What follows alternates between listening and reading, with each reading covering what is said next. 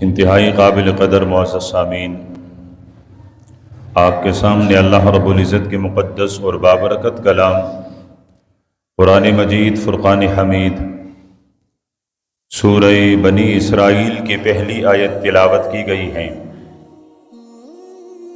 اللہ رب العزت نے تمام انبیاء علیہم السلام کو عظیم کمالات اور صفات سے نوازا ہے، لیکن میرے اور آپ کے محبوب پیغمبر کو، میرے اور آپ کے مہربان اور محبوب رب نے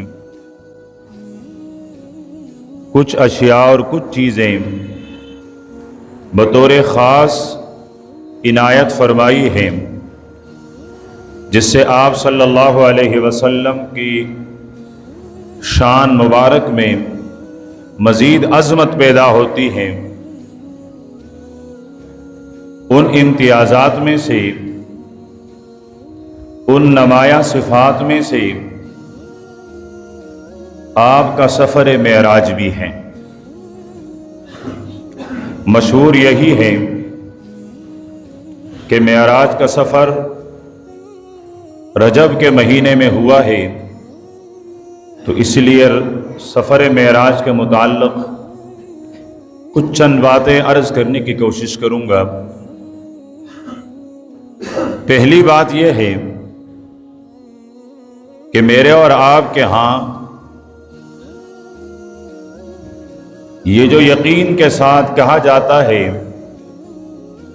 کہ معراج رجب کی 27 ہی تاریخ کو ہے، یہ تاریخ والوں کا ایک قول ضرور ہے، لیکن اس پر تاریخ کا فیصلہ نہیں ہے۔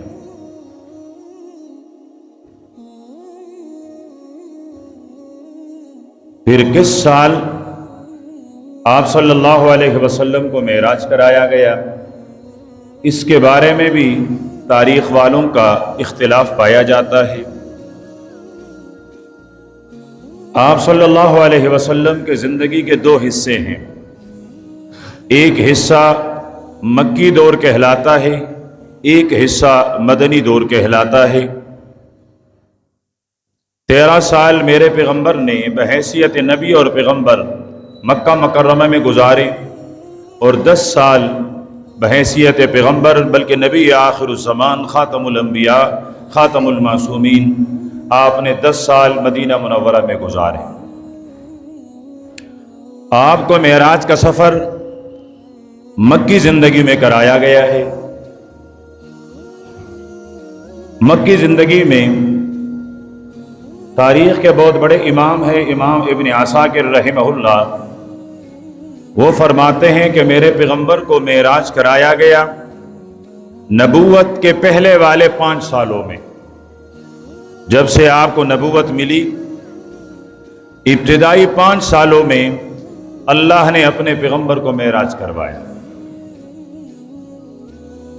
حافظ ابن حجر رحمہ اللہ، جو مورخ بھی ہیں، محدث بھی ہیں اور احادیث کے حافظ بھی ہیں، وہ فرماتے ہیں کہ آپ صلی اللہ علیہ وسلم کو معراج کرایا گیا ہجرت سے 5 سال پہلے۔ ابھی میرے پیغمبر کے ہجرت کرنے میں 5 سال باقی تھے کہ اللہ نے اپنے پیغمبر کو معراج کا سفر کروایا۔ امام ابن اسحاق، یہ بھی مورخ ہیں، یہ فرماتے ہیں کہ آپ صلی اللہ علیہ وسلم کو معراج کرایا گیا ہے تو نبوت کے 10ویں سال، آپ کو نبوت ملے ہوئے 9 سال مکمل، 10واں سال چل رہا تھا کہ اللہ پاک نے میرے پیغمبر کو معراج کا سفر کروایا۔ علامہ عینی رحمۃ اللہ علیہ فرماتے ہیں کہ میرے پیغمبر کو معراج کرایا گیا جب آپ کے نبوت کا 12واں سال چل رہا تھا۔ 11 سال مکمل ہو گئے تھے، 12واں سال چل رہا تھا کہ اللہ پاک نے اپنے پیغمبر کو سفر معراج کروایا۔ امام ابن شہاب زہری رحمہ اللہ وہ فرماتے ہیں کہ آپ صلی اللہ علیہ وسلم کو معراج کروایا گیا تو نبوت کے 13ویں سال یعنی مکہ مکرمہ میں آپ کی زندگی کا جو آخری سال ہے بحیثیت نبی اور پیغمبر، اس سال آپ کو معراج کروایا گیا۔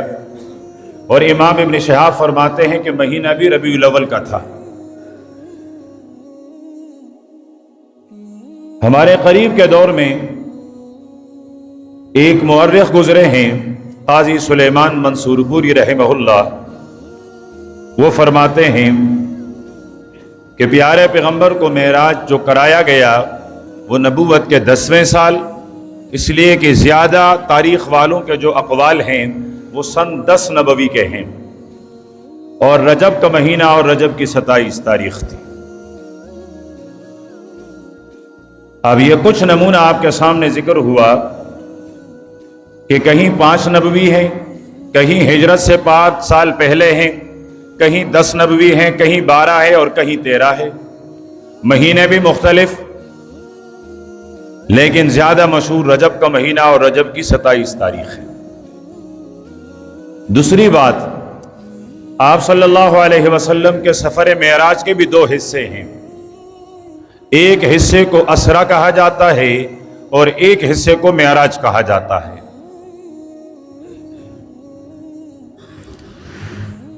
ام ہانی کے گھر سے بیت اللہ اور بیت اللہ سے بیت المقدس، یہ جو سفر زمین سے زمین کا ہوا ہے اسے اسرا کہتے ہیں، اور بیت المقدس سے جو سفر آسمان، 7 آسمان سدرۃ المنتہا، رب کے دربار میں حضوری اور ہم کلام ہونا، سفر کے اس حصے کو معراج کہا جاتا ہے۔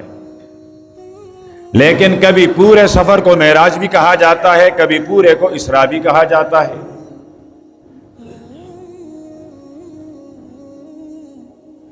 پہلا حصہ قرآن پاک کی آیت اور نص سے ثابت ہیں۔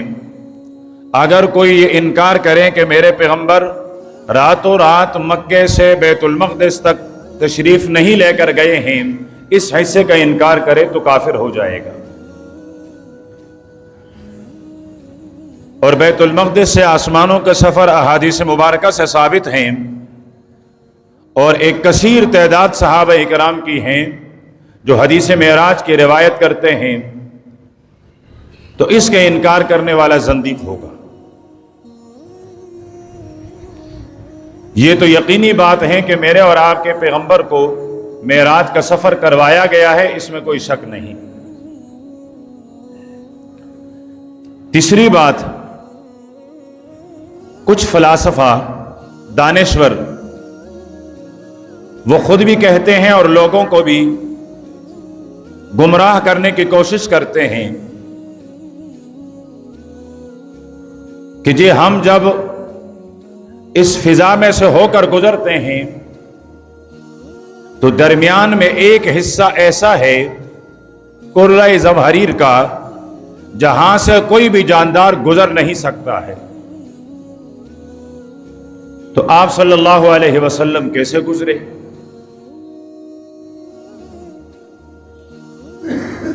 پھر دنیا سے لے کر آسمان تک 500 سال کا فاصلہ، پھر ہر آسمان سے دوسرے آسمان میں 500 سال کا فاصلہ، 3500 سال کا راستہ ایک رات میں کیسے طے پایا؟ پھر آسمانوں میں گئے، وہاں کوئی دروازہ بھی نہیں ہے، چلو پہلے سے نہیں تو میرے پیغمبر جہاں سے گزرے آپ کے لیے کوئی کھڑکی، کوئی دروازہ، کوئی آسمان ٹوٹا تو ہو، اس کا نشان کہاں ہے؟ یہ سارے باتیں وہ اپنی عقل پر تولتے ہیں۔ تو اس لیے وہ کہتے ہیں میرے پیغمبر کو جو معراج ہوا یہ روحانی معراج تھی، یعنی میرے پیغمبر نے خواب دیکھا۔ اگر ہم کہیں کہ یہ روحانی معراج یعنی خواب تھا تو یہ میرے پیغمبر کے ساتھ کوئی خاص تو نہیں ہے۔ خواب تو میں بھی دیکھ سکتا ہوں، خواب آپ بھی دیکھ سکتے ہیں۔ کتنے سارے لوگ خواب دیکھتے ہیں، وہ خوابوں میں اڑ رہے ہوتے ہیں۔ کتنے سارے لوگ خواب دیکھ رہے ہیں، خواب میں وہ پرندہ بنا ہوا ہوتا ہے۔ یہ تو کوئی عجیب بات نہیں ہے، یہ تو کوئی حیرانی والی بات نہیں ہے۔ حیرانگی کی بات یہ ہے کہ ایک زندہ انسان روح جسم میں موجود ہے اور وہ روح اور جسم سمیت آسمانوں سے ہوتا ہوتا سدرۃ المنتہا میرے رب کے عرش تک پہنچا ہے. یہ بات حیرانگی والی ہے. اور اللہ پاک نے میرے پیغمبر کو یہ والا معراج کروایا ہے کہ آپ کے جسم مبارک میں آپ کی روح موجود تھی. آپ جسم اور روح سمیت معراج کے لیے تشریف لے گئے. اللہ پاک نے جب اس سفر کا آغاز فرمایا تو سفر کے آغاز کے لیے جو پہلا لفظ استعمال فرمایا وہ تمام اشکال شکوک شبہات کا جواب ہے. کسی نے کہا قرہ زمہریر حائل ہے، کسی نے کہا مسافت حائل ہے، کسی نے کہا آسمان میں دروازہ کوئی نہیں.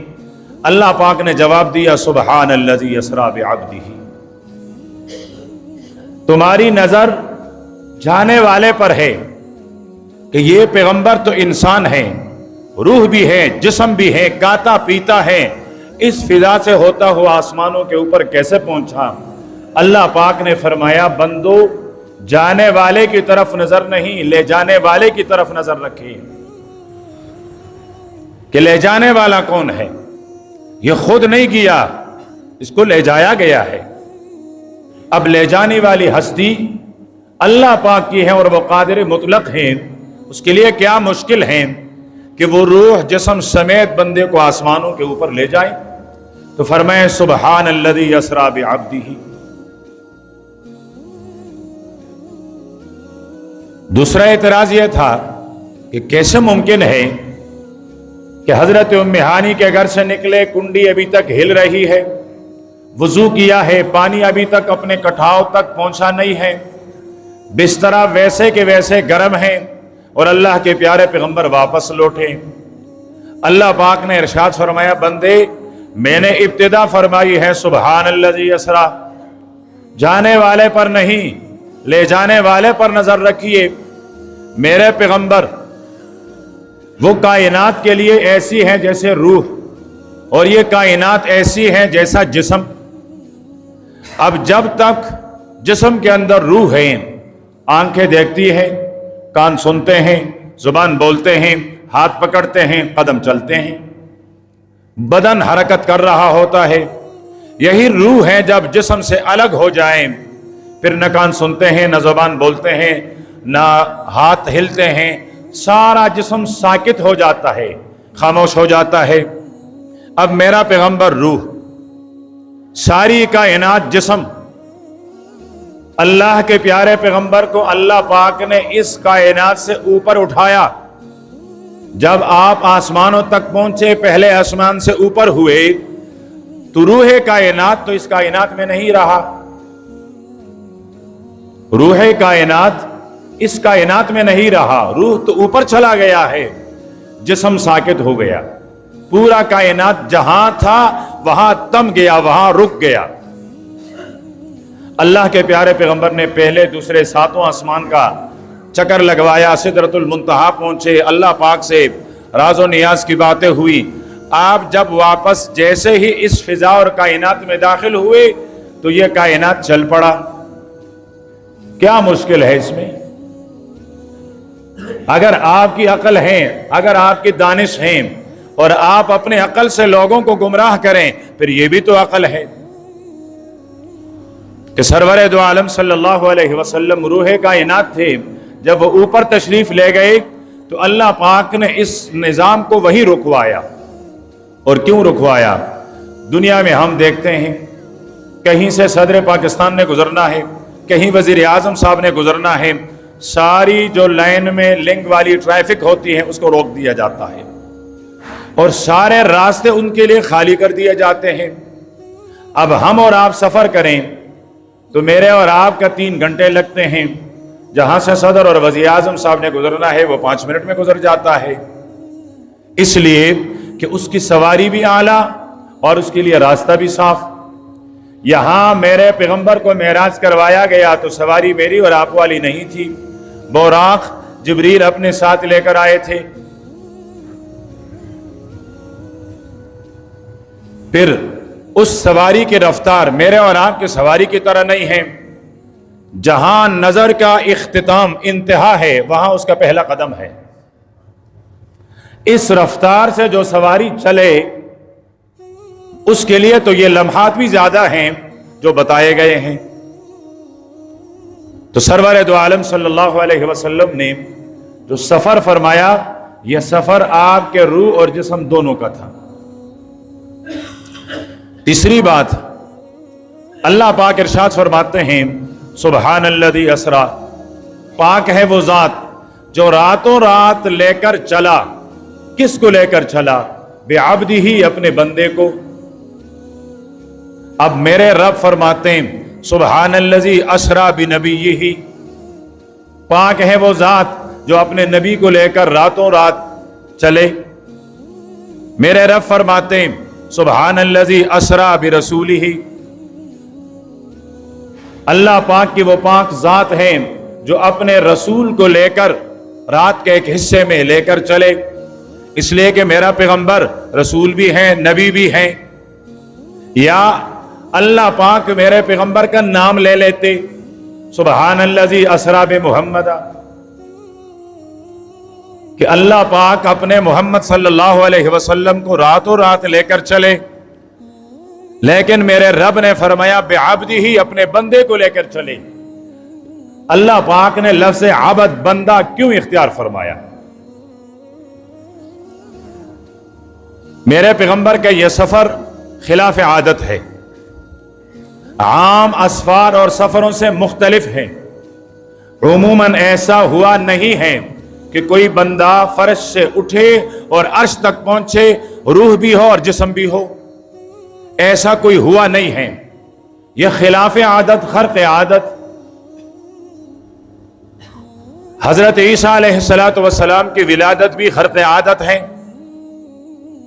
عموماً بچہ ماں باپ کے ملاپ سے پیدا ہوتا ہے، وہاں سیدنا عیسیٰ علیہ السلام بغیر والد اور بغیر باپ کے دنیا میں تشریف لائے۔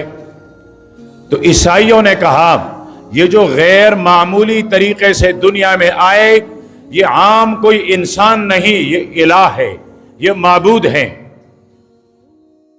اور عیسائیوں نے حضرت عیسیٰ علیہ السلام کو خدا یا تین خداؤں میں ایک مان لیا۔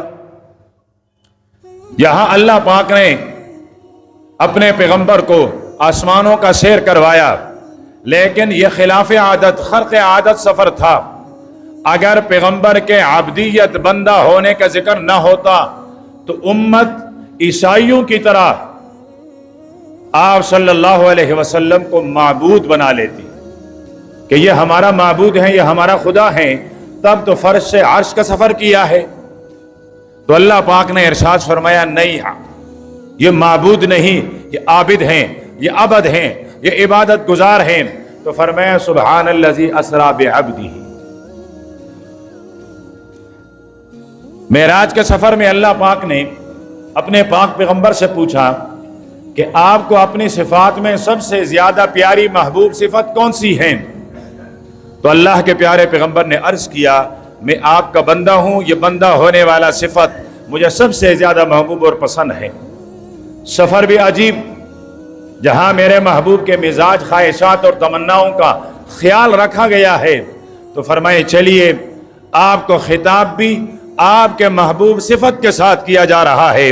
فرمایا سبحان الذی اسرا بعبدہ، پاک ہے وہ ذات جو رات لے کر چلا۔ کس کو لے کر چلا؟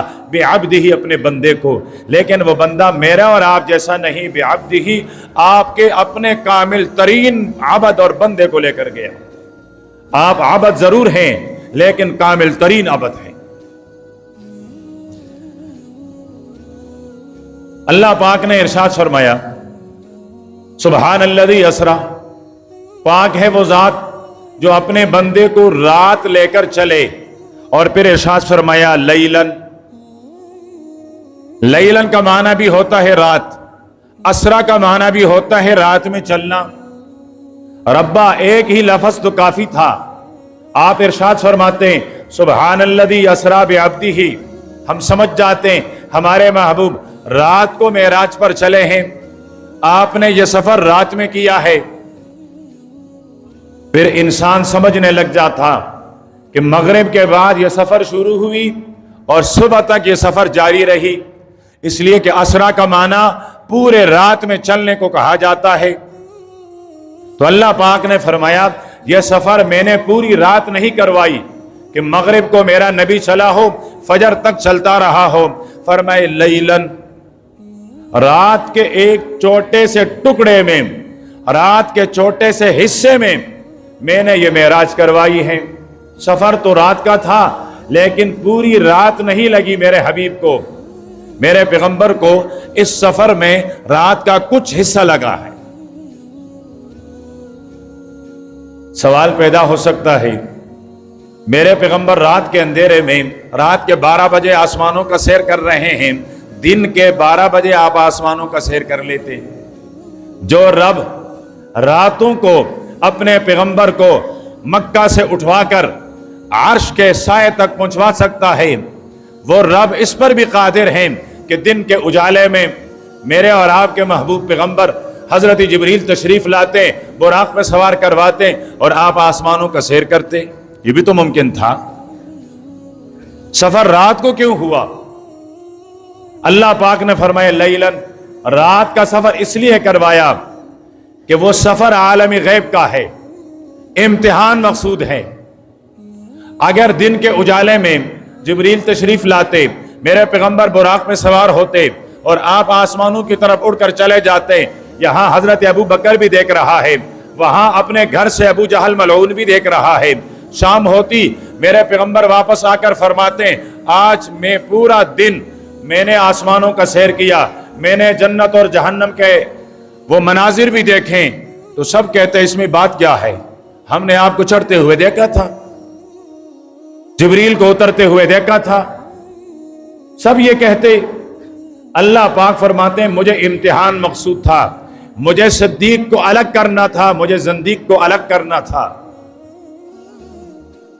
رات کے اندھیرے میں چلے، صبح ہوئی، اللہ کے نبی نے فرمایا میں آسمانوں کا سیر کر کے آیا ہوں۔ تو ابو جہل زندیق بنا، اس نے انکار کیا، یہ کیسے ممکن ہے؟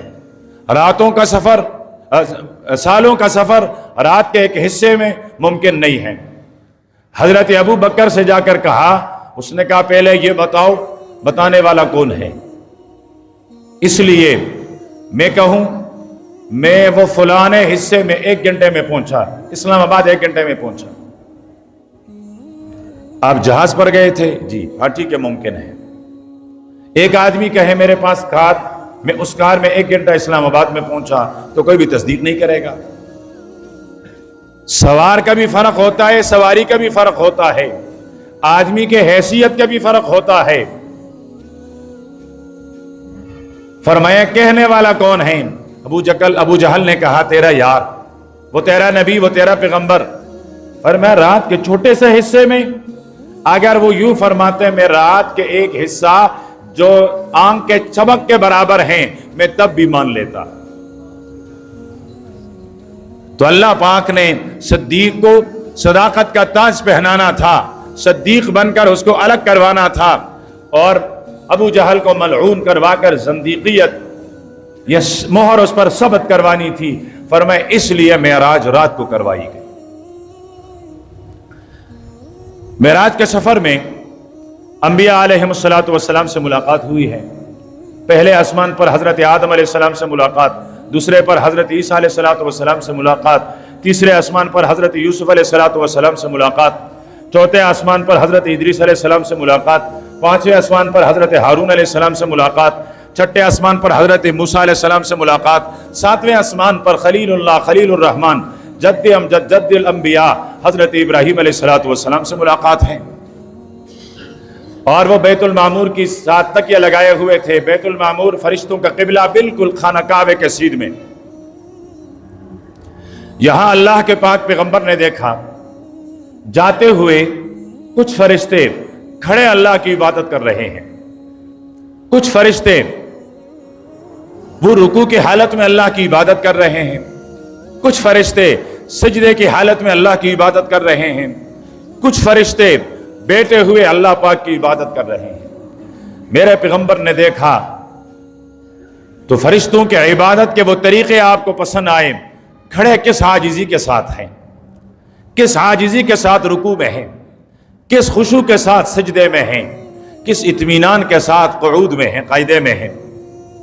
چلیے سرور کائنات صلی اللہ علیہ وسلم اللہ کے حضور پہنچے، ناز و نیاز ہوئی۔ اللہ پاک نے میرے پیغمبر کو 3 تحفے عطا فرمائے۔ کتنے تحفے یاد ہیں؟ یاد رہے گا؟ بس یہ 3 تحفے عرض کر کے ختم کر لیتا ہوں۔ میرے رب نے اپنے حبیب کو امت کے لیے 3 تحفے دیے۔ یہ تحفے میرے نبی نے اپنے لیے نہیں، اپنے ازواج مطہرات کے لیے نہیں، اپنے بیٹیوں کے لیے نہیں، اپنے نواسوں کے لیے نہیں، اپنے نواسیوں کے لیے نہیں، یہ 3 تحفے میرے رب کے دربار سے ملے تو 3 تحفے میرے اور آپ کے لیے ہیں۔ ان میں سے پہلا تحفہ ہے نماز کا۔ فرمایا میرے حبیب آپ کی امت 50 نمازیں پڑھے گی۔ اللہ کے پیارے پیغمبر نے واپسی کا سفر باندھا، چلتے چلتے چھٹے آسمان پر آئے، حضرت موسیٰ علیہ السلام سے ملاقات ہوئی۔ اللہ کے کلیم پیغمبر حضرت موسیٰ علیہ السلام نے عرض کیا اللہ پاک سے اپنے امت کے لیے کچھ لے کر بھی آئے؟ فرمایا 3 چیزیں لے کر آیا ہوں۔ پہلی چیز نماز۔ فرمایا کتنی ہے؟ 50۔ فرمایا نہیں پڑھ سکے گی، بنی اسرائیل کا تجربہ ہے میرے پاس، مجھے بہت تکھایا بنی اسرائیل نے، نہیں پڑھ سکے گی، آپ جائیے کم کروائیے۔ میرے پیغمبر نے 9 چکر لگوائے اور ہر چکر میں 5 کم ہوتے رہے۔ کتنے کم ہو گئے؟ 45 کم ہو گئے 9 چکروں میں۔ میرے پیغمبر پہلے ہی دفعہ فرما دیتے جائیے میرے حبیب آپ کی امت پر 5 نمازیں ہیں، وہ 5 نمازیں پڑھیں۔ لکھا بھی تھا 5 نمازیں۔ اب میرے پیغمبر نے یہ 9 چکریں کیوں لگائی؟ اللہ پاک نے 9 چکریں کیوں لگوائی؟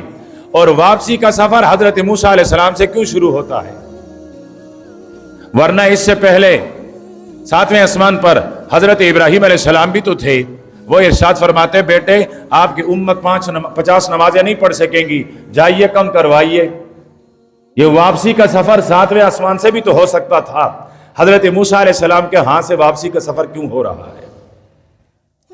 قرآن پاک میں کوہ طور پر حضرت موسیٰ علیہ السلام کی ایک تمنا اور ایک خواہش کا ذکر ہے۔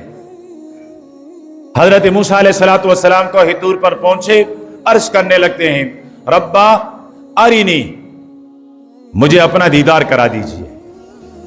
موسیٰ علیہ السلام کی خواہش ہے، تمنا ہے، اللہ پاک کے دربار میں عرض کیا ہے ربا ان آنکھوں سے اپنا دیدار کروا دیجئے، میں آپ کے انوار آپ کی ذات کو دیکھ لوں۔ اللہ پاک نے ارشاد فرمایا موسیٰ لن ترانی، مجھے ہرگز نہیں دیکھ سکتا ہے، نہیں دیکھ سکتا ہے مجھے۔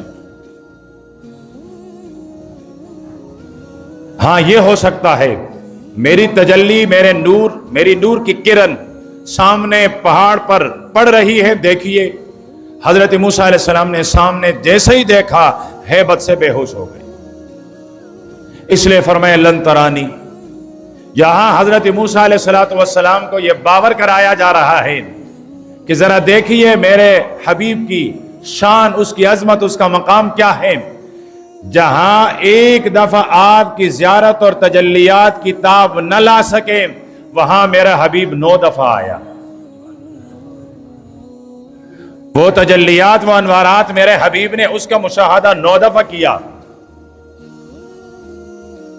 اللہ کے پیارے پیغمبر تشریف لائے تو پہلا تحفہ نماز، پہلا تحفہ نماز۔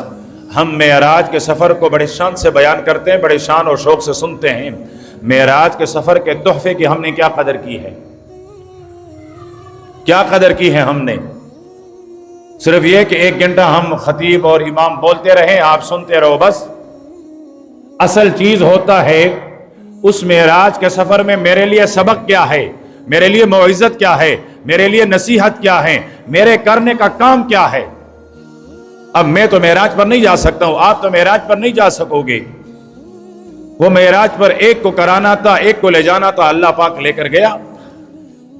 لیکن اس نے معراج کے سفر سے ہمیں پہلا سبق دیا کہ نماز۔ اب 5 وقت کے نماز کے پابند کیا ہم ہیں؟ کیا ہماری اولادیں ہیں؟ کیا ہمارے بیوی بچے ہیں؟ کیا ہمارا معاشرہ 100% نمازی ہے؟ اگر ہم 100% نمازی نہیں، معاشرہ 100% نمازی نہیں، تو معراج کے اس تحفے کی کیا قدر ہوگی؟ دوسرے نمبر پر اللہ کے پاک پیغمبر واپس آ رہے ہیں، عرض کرنے لگتے ہیں ربا اپنے امت کے لیے کیا لے کر جاؤں؟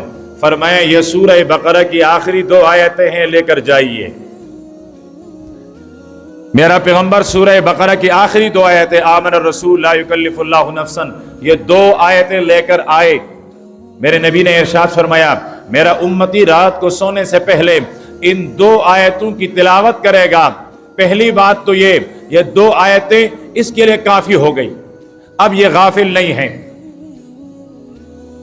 یہ ذاکر شمار ہوتا ہے، یہ ذکر کرنے والا، میری یاد کرنے والا شمار ہوتا ہے۔ اور دوسرے نمبر پر فرمایا یہ 2 آیتیں اب اس کا حصار اور پہرا ہے، اب وہ اس کے ارد گرد اس نے پہرا باندھ لیا ہے۔ یہ 2 آیتیں فرشتے اب ان کے ارد گرد وہ حفاظت کے لیے کھڑے ہوں گے۔ اب ہم میں سے سورہ بقرہ کی آخری 2 آیتیں یاد ہی نہیں ہیں سب کو، اور اگر یاد ہیں تو پڑھتے نہیں ہیں، تو معراج کے اس تحفے کا ہم نے کیا قدر کیا؟ تیسرے نمبر پر اللہ کے پاک پیغمبر نے عرض کیا امت کے لیے، میرے امت کے حال پر رحم ہو۔ فرمایا میرے حبیب آپ کو اس لیے بلوایا تھا آپ کا شان بڑھایا جائے، آپ کو اس لیے بلوایا تھا، بڑی تکلیفیں دی ہیں مکے والوں نے، آپ کو راحت اور آرام مل جائیں۔ آپ کے دل کی ٹھنڈک اپنے امت سے کہہ دیجئے میرے ساتھ کسی کو شریک نہ بنائیے، میرے ساتھ کسی کو شریک نہ بنائیے۔ ہاں کمزور ہیں، باقی گناہ پر توبہ کر لیں گے تو معاف کر لوں گا، بغیر توبہ کے بھی نیک عمل کریں گے اس کی وجہ سے معاف کر دوں گا، لیکن اپنی امت کو خبردار کیجئے شرک کرتا ہوا مشرک بن کر تیرا کوئی امتی میرے پاس آئے گا، مجھے اپنی جلال کی قسم میرا فیصلہ ہے ان اللہ لا یغفر ان یشرک بہ، جو شرک کرے گا میں اس کی بخشش نہیں کروں گا۔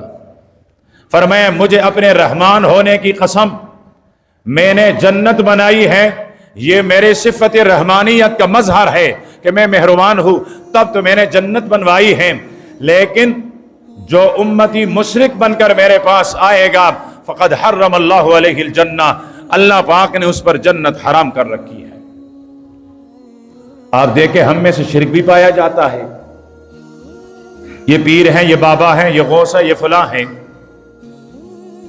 یہ تو درکنار، ہم گاڑی خریدتے ہیں کروڑوں کی، اور پھر گھر میں کسی بچے کا جوتوں کا ایک جوتا گم ہو گیا ہے، اب دوسرا والا قابل استعمال نہیں ہے، تو ہم اس دوسرے والے جوتے کو اٹھاتے ہیں اور اپنے کروڑوں والے گاڑی کے آگے پیچھے لٹکا لیتے ہیں۔ ہمارا عقیدہ یہ ہوتا ہے کہ اب یہ جو بیکار سا چپل ہیں جو بچے کے استعمال کا بھی قابل نہیں ہے، یہ میری گاڑی کا محافظ ہے۔ سوچ دیکھو، گھر بناتے ہیں کروڑوں کا گھر بنانے کے بعد خود خیرات کرتے ہیں یا قصائی سے کہتے ہیں کہ کسی جانور کے بڑے سینگ مجھے دے دیے جائیں، وہ کھوپڑی دے دیتا ہے، وہ آ کر اس کو ٹھوک دیا جاتا ہے کہ یہ جو خالق کھوپڑی ہیں یہ اب میری گھر کی حفاظت کرے گا۔ جو اپنی خود حفاظت نہ کر سکا، جو اپنے آپ کو ذبح کرنے سے ذبح ہونے سے نہ بچا سکا، وہ آپ کے کروڑوں کے گھر کا محافظ کیسے بن سکتا ہے؟ نوجوان ہے، بخار آ گیا، تکلیف ہو گئی، بیماریاں آ گئی، وہ کہتے جی وہ کھالا دھاگا وہ بنا کر میرے ہاتھ میں بندھوا دو، باندھ دیا گیا، کیوں؟ بس اس کے بعد بیماریاں نہیں آئیں گی۔ اتنا عقل شعور رکھنے والا انسان کیا یہ دھاگا آپ سے بخار کو دفع کر سکے گا؟ یہ آپ تک پہنچنے والی مصیبت کو دفع کر سکے گا؟ ہم کہتے جی ہم تو مشرک نہیں ہیں، اگر یہ شرک نہیں ہے تو پھر شرک کیا ہے؟ وہ کوئی بکری ہے جو میں کرے گا؟ یہی تو شرک ہیں، یہ جو توہمات ہیں اسی کا نام تو شرک ہے۔ فرمایا میرے حبیب جو کوئی شرک کی حالت میں آئے گا تو میں اللہ معاف نہیں کروں گا، اس کے علاوہ کتنا ہی بڑا گناہگار کیوں نہ ہو، آج عرش کے سائے میں تیری سفارش کام آ گئی ہے، میں تیری امتیوں کو بخش دوں گا اور وہ بھی تیری سفارش سے بخش دوں گا۔ تو معراج میں اللہ پاک نے میرے اور آپ کے حبیب پیغمبر کو میرے اور آپ کے لیے کتنے تحفے دیے؟ 3۔ بتا سکیں گے پہلا والا کون سا ہے؟ دوسرا والا سورہ بقرہ کی آخری، اور تیسرے نمبر پر شرک سے اپنے آپ کو روکنا۔ اب معراج کے اور بھی بہت سارے واقعات ہیں، وہ آپ نے پہلے بہت سنے ہیں، لیکن یہ چند باتیں چونکہ کچھ عجیب سے تھی اور اس کا تعلق میرے اور آپ کے ایمان اور عقیدے سے ہیں۔ اللہ پاک ہم سب کو عمل کی توفیق عطا فرمائیں۔ وآخر دعوانا الحمدللہ رب العالمین۔